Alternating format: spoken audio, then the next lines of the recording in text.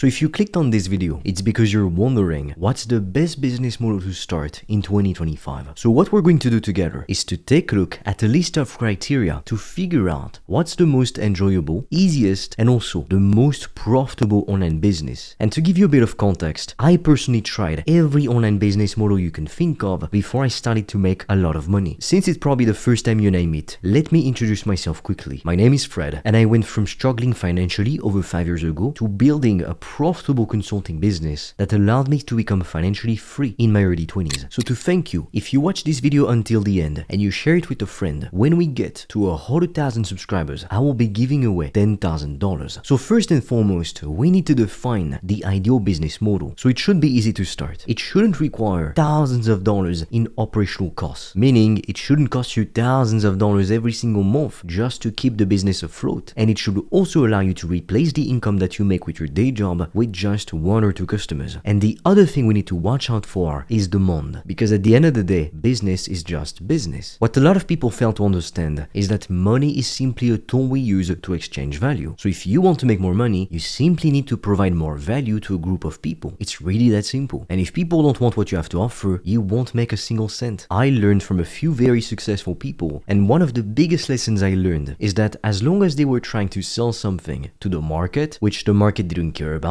they made no money, or they were struggling to get by. That's because you can't force other people to want what you've got to offer. Instead, you have to give people what they want. It's like if you were trying to make Sarah some food. You could try to feed her some fish. It's extremely well cooked. It's the most delicious fish in the world. But if you never even take the time to simply have a conversation with her, to ask her what she actually wants, then you will never know that she doesn't like fish at all. And even though it's the best fish in the world that you cooked for her, she'll never get to taste it or to try it because she hates fish. But instead, if from the get-go you took the time to talk to her, you would discover that what she really loves, it's chili con carne. So then you could just ask her, make it for her, and she'd pay you gladly. And so while it may seem like it's a silly example, that's exactly what I see plenty of people try to do when they start a business. They try to sell products or services to people, but they haven't even done any research. They don't even know if people actually want what they have to offer or not. Which is why doing your market research to come up with a great offer is essential. So your offer typically consists of a few different things: the problem you solve for people and how you solve that problem, because you need something to sell and someone to sell it to. The thing that you sell, it's your coaching or service offer, and the goal of that coaching or service offer is to solve a painful problem for a group of people. A niche, it's simply a group of people with similar desires and problems. And since money is a tool to exchange value, the more value you can provide to others, the more money you're going to make. And the way that you provide value, especially as a coach or as a service provider, it's by helping people to solve their painful problems. For example, back in 2022, as you can see in the first couple videos I uploaded to this YouTube channel, I started by helping entrepreneurs to book more meetings with their ideal customers. And there was a lot of demand for it, because I figured if I needed to learn to book meetings for my own service business to be successful, then other business owners needed the same service. And later on, I transitioned into coaching because I figured helping businesses to make more money wasn't just about helping them to book more sales calls. It's a key element, of course, but there is so much that goes into building a profitable business. You need the right offer, the right customer acquisition strategy, even the right mindset, the right service delivery process. Everything needs to be dialed in. And that's why 99% of people fail, because they try to figure it all out alone. And as long as I tried to do that, as long as I was unwilling to spend money and to invest in working with a coach, I made the same mistake for months and even for years. But as soon as I took that risk, I 5x'd my income. So it was a gigantic increase. To help you, I've recorded a video in which I'm going to explain everything I did step by step to make upwards of $1,200 per day in profit with my own consulting business. I will leave the link in the description below, or you can directly apply to book a call